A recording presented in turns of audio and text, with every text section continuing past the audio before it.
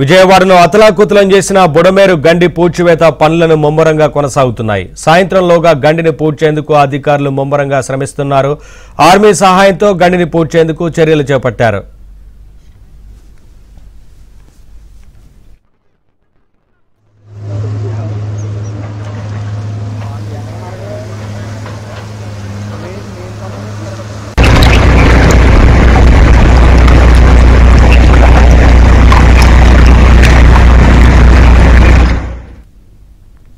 మరోవైపు బుడమేరుకు మళ్లీ వరద పెరుగుతోంది. ఇవాళ 2 అడుగుల మేర వరద పెరిగింది. దీంతో విజయవాడ పైపుల రోడ్డు సెంటర్లో ఇళ్లలోకి వరద నీరు చేరింది. వరద తగ్గడంతో నిన్ననే ప్రజలు తమ ఇళ్లను శుభ్రం చేసుకున్నారు. ఇప్పుడు మళ్లీ వరద పెరుగుతుండటంతో ప్రజల్లో ఆందోళన వ్యక్తమవుతోంది. అయితే సాయంత్రం వరకు వరద తగ్గుతుందని అధికారులు చెబుతున్నారు.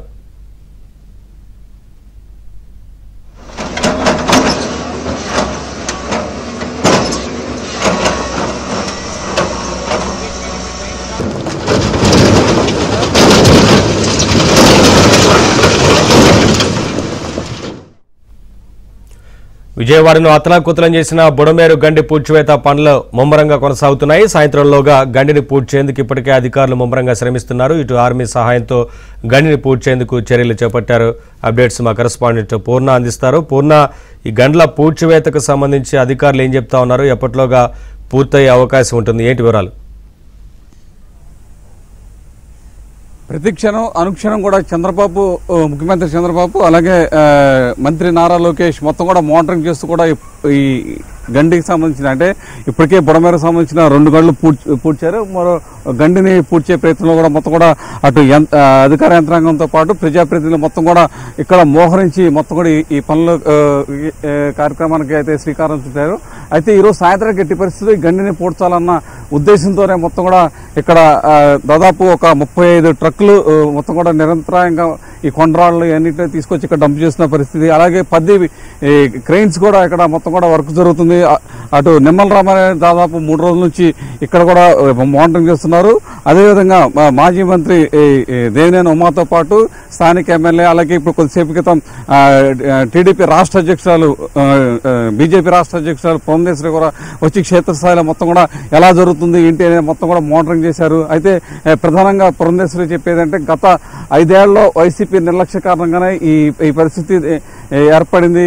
అసలు గడిచిన 5 ఏళ్లలో ఏం చేశారు, అసలు వైసీపీ ప్రభుత్వం బుడమేరకు ఏం చేశారు అని కూడా ప్రశ్నించడం కూడా జరిగింది. ఇదే అంశానికి సంబంధించి మనతో మాట్లాడటానికి దేవినేని ఉమా గారు మనతో ఉన్నారు. ఆయన అడిగి, మీరు సార్, గతంలో మీరే ఇరిగేషన్ మంత్రిగా ఉన్నారు, అప్పుడు మొత్తం కూడా పోలవరం బోత్ సైడ్స్ కూడా రివిట్మెంట్ చేసి అక్కడ వరకు చేశారు.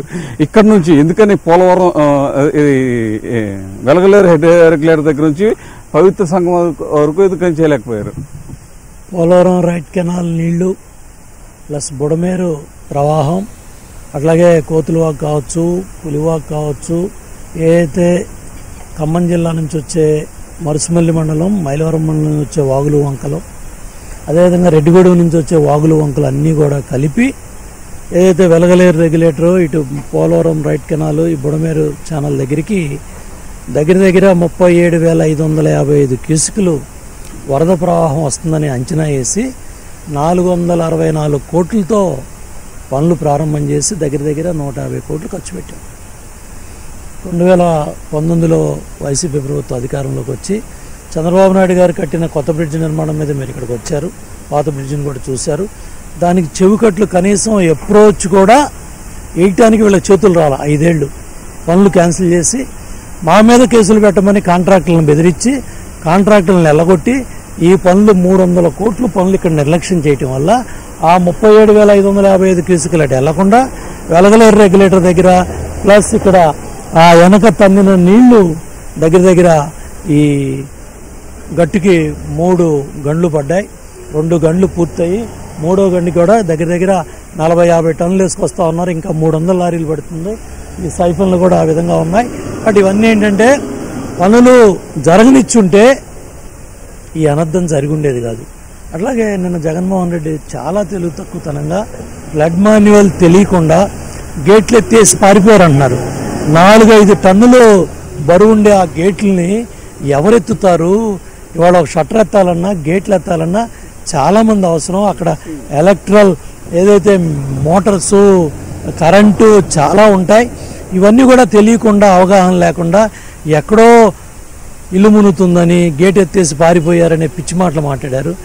అంతేకాకుండా గన్నవరంలో, మైలవరం నియోజకవర్గంలో ఎక్కడైతే బుడమేరు కట్టలు ఉన్నాయో వాటిని ప్యాకేజీల వైడిగా డివైడ్ చేసి ఆ ల్యాండ్ అక్విజిషన్ ప్రాబ్లం కూడా సార్ట్అవుట్ చేసి పనులు ప్రారంభిస్తే అన్నీ కూడా రాగానే దగ్గర 190 పనులు రద్దు చేసినట్లు బుడమేరు కాలువలకు సంబంధించిన అన్ని పనులు కూడా క్యాన్సిల్ అయిపోయినాయి. ఇప్పుడు ప్రధానంగా చూస్తే కనుక ఇది విజయవాడ అజిత్ సింగ్ నగర్ కావచ్చు, మిల్క్ ప్రాజెక్ట్ కావచ్చు, సింగనగర్ కావచ్చు, అన్నీ కూడా ఇప్పుడు ఏదైతే గండి పడిందో ఇది పూడిస్తే కానీ అక్కడ వాటర్ కూడా తగ్గే పరిస్థితి లేదు.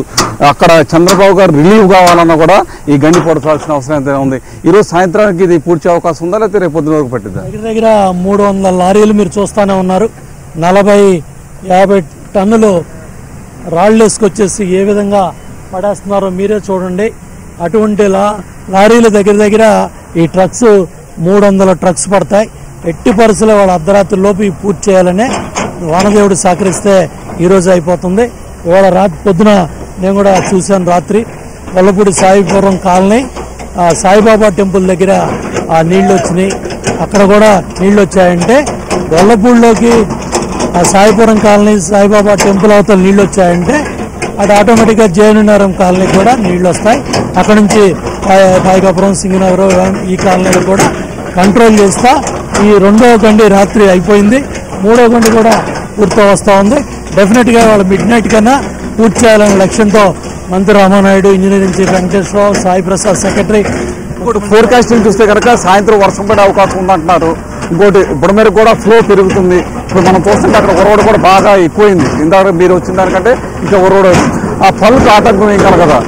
అందుకనే అవన్నీ దృష్టిలో పెట్టుకొని వాహనాలు వేగవంతం చేస్తాం. ట్రాఫిక్ కూడా మానిటర్ చేస్తున్నారు. డెఫినెట్గా ఇవాళ ఈవినింగ్ రాత్రి లోపే వర్షాలు వచ్చే లోపలే దీన్ని పూడ్చాలని అధికార యంత్రాంగం నిర్విరామంగా పనిచేస్తున్నారు. ఇది పూర్తి చేస్తే మనకి విజయవాడ ముప్పు తగ్గినట్టున్నా డెఫినెట్గా తగ్గుతుంది. అటు 7 గంటలు పడ్డాయి. అటు కూడా ఇంకో ఏజెన్సీ మెగావాడ లైన్లోకి వచ్చారు. ఇటు వెంకటేశ్వర వాళ్ళ కంపెనీ ఇటు పనిచేస్తూ ఉంది. 2 పక్కల కూడా ఆర్మీ అధికారులు ఆ పక్క వెళ్ళారు.